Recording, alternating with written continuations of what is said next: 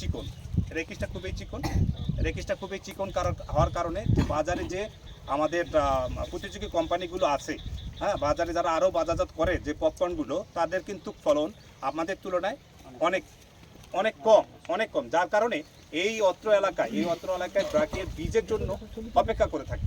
আমরা একটা বছর বীজ দিতে পারি নাই, সেই বছর এই অত্র এলাকার চাষিরা বেশ লুজার হয়েছে, ব্যবসায়িক দিক দিয়ে বলেন এবং আর্থিকভাবে অনেক লুজার হয়েছে। তো অত্র এলাকার সম্মানিত একজন ব্যবসায়ী আছেন আইনুল ভাই, হ্যাঁ, তো আপনার মূল্যায়ন যদি বলেন আর কি অল্প।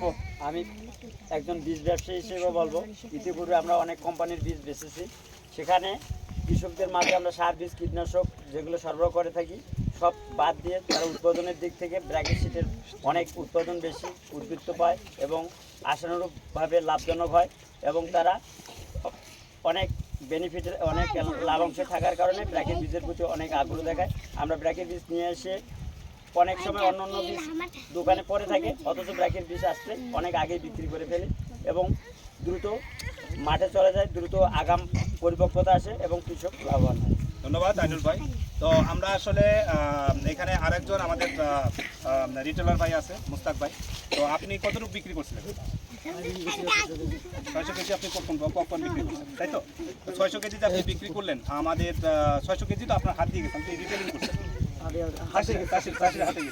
তো চাষির রেসপন্সটা কিরকম আপনার কাছে? তো মনে করেন যে খুব ভালো একটা মেসেজ থাকার কথা, ইনফরমেশন। আমি তো বহু আগে থেকে বিক্রি করি, বিরাটের ভুট্টে, অন্য ভুট্টে বিক্রি করি। আচ্ছা, বিরাটের ভুট্টে বিক্রি করি আচ্ছা আগে থেকে। আচ্ছা, বিরাটের ভুট্টে ফলন বেশি, আপনার চাহিদা বেশি, কৃষক আগাম হয়, কৃষক চাহিদা বেশি করে, আচ্ছা, আচ্ছা, লাভজনক হয়। এই যে পপকর্ন আমরা যে এখানে বিক্রি করি, ব্র্যাকের পপকর্ন কখন আসবে মাঠে, এই অপেক্ষা করে কিন্তু চাষিরা বসে থাকে যতক্ষণ না পর্যন্ত ব্র্যাক মাঠে না আসবে, ততক্ষণ পর্যন্ত চাষিরা অপেক্ষায় থাকে। তো আমরা বেসিক্যালি এইটা সম্ভব হয়েছে কোয়ালিটি মেনটেন করার কারণে। ব্র্যাক কোয়ালিটিতে কখনো আপোষ করে না, কখনো খারাপ বীজ মাঠে দেবে না। আমরা একটা বছর বীজ দিতে পারিনি ডিউ টু আমাদের কিছু প্রবলেমেটিক ইস্যুর কারণে। আমরা তারপরেও মাঠ ফাঁকা রেখেছি। আমরা চাষিদের ক্ষতিগ্রস্ত করতে চাই না, ব্যবসায়ীদের ক্ষতিগ্রস্ত করতে চাই না, এই উদ্দেশ্য নিয়েই কিন্তু আমরা কাজ করে যাচ্ছি। যাই হোক, আমরা এখানে আসলে ফলন এবং আমাদের রেজাল্ট দেখলাম। এইখানে যারা আছেন, আশা করি সবাই আমাদের এই রেজাল্ট আপনাদের যারা আশেপাশে আছে সবাইকে এই মেসেজটা দিবেন।